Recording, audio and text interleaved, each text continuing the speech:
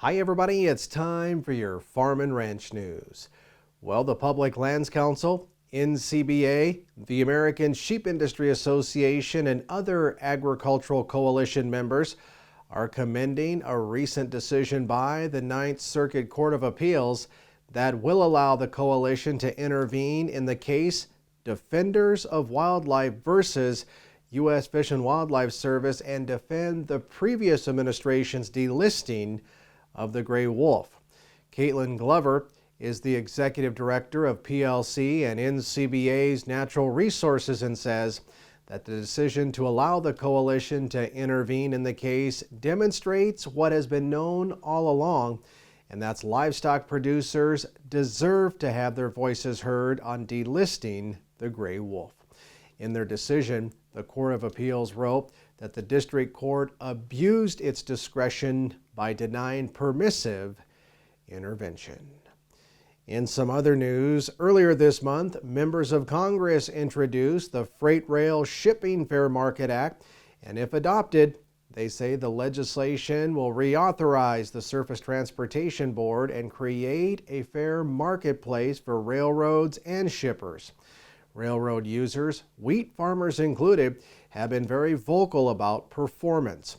Meanwhile, railroad executives and the shippers that depend on their service disagree, though, on the reasons that are fueling the breakdown in reliability here of late from the Class I railroads.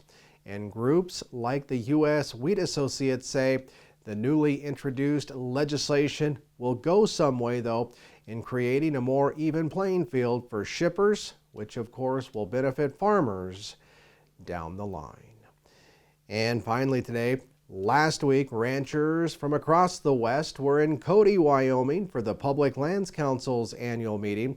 Wyoming rancher Brad Boner is the American Sheep Industry Association's vice president and says that grazing on America's federal lands is a win-win for everyone. You know, I think it is just a perfect example of where there's win-wins for everybody.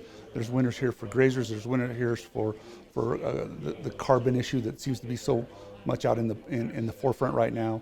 There's winners for the environmental side of the equation. Winners for the landscape. I mean, just all kinds of wins here if we can just get past the confrontational piece of this and start talking about solutions instead of being confrontational.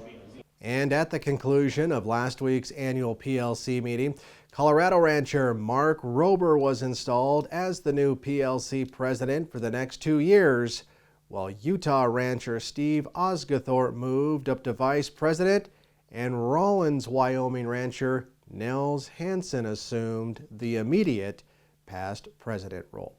For more information about the Public Lands Council, just visit publiclandscouncil.org. That's a look at your farm and ranch news. Have a great day.